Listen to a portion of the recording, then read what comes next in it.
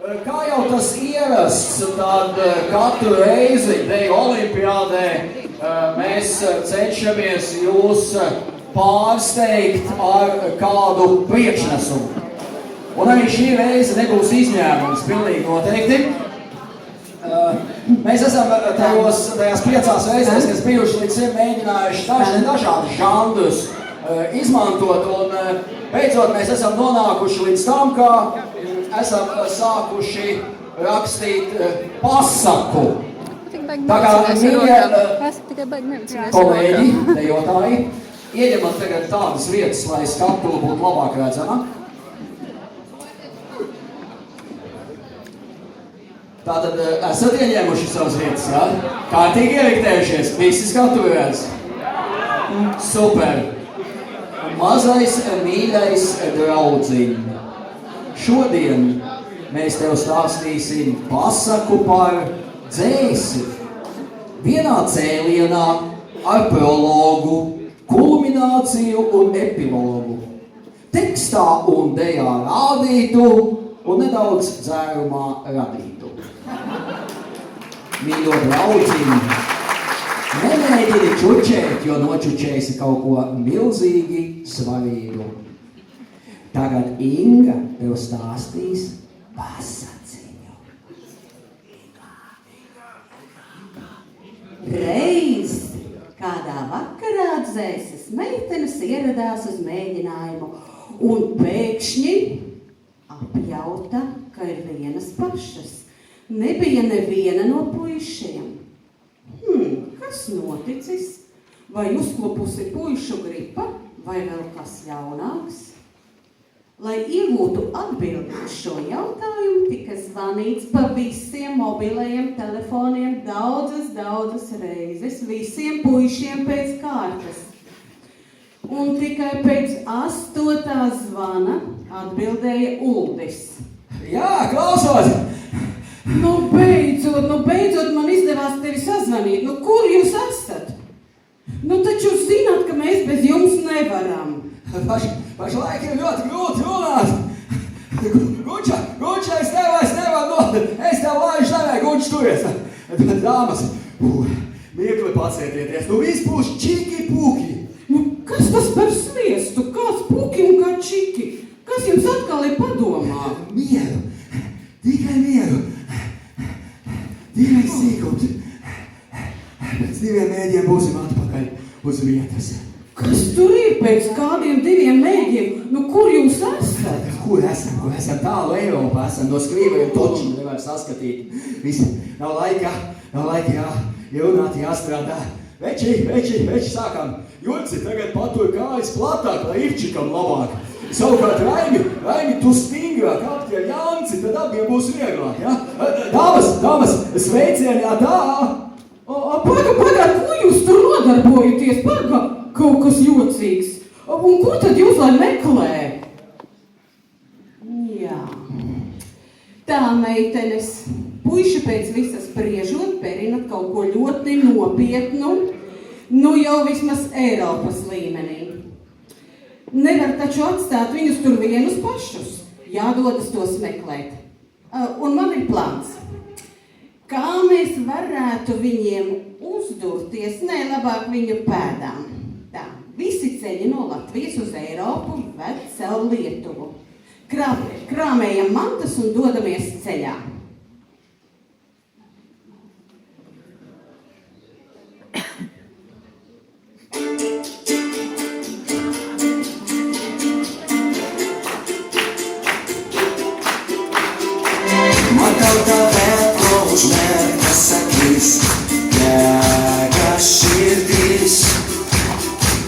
Aš taip skubu pamatyti tave, tai mūsų naktis.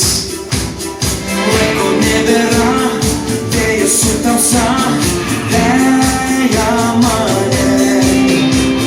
Šokis minioje, vienišam sapne, jau neilgam. Ir aš bėgu, privalas įspėti, kur neištikrai minioje. Šokį vėl, privalas įspėti, atsipūsim.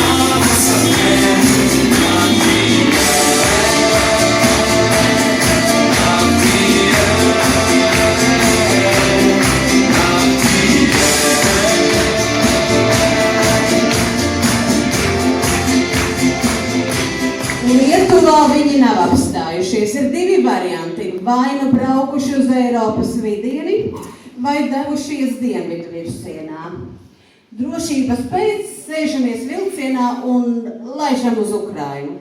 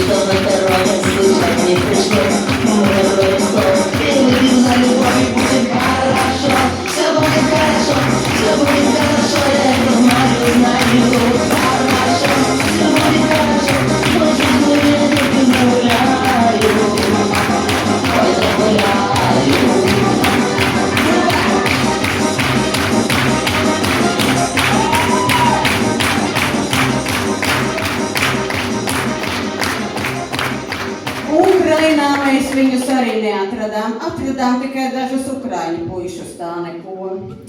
Bet, lai tiktu tālāk uz Eiropu, ir jābrauc caur Poliju. Varbūt vismaz kādu no mūsu puišiem atradīsim Poļu zemē.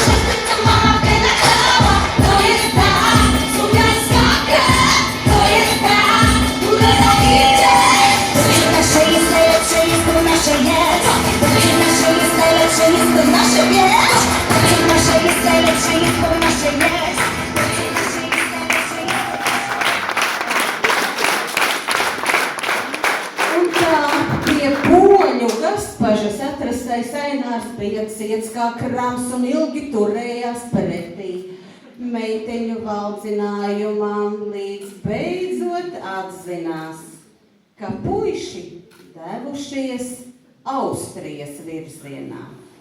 O, kas tad tas?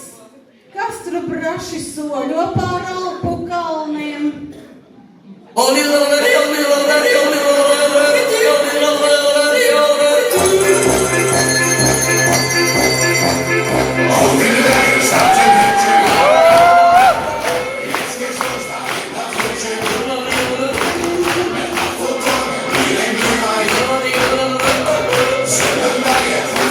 Sign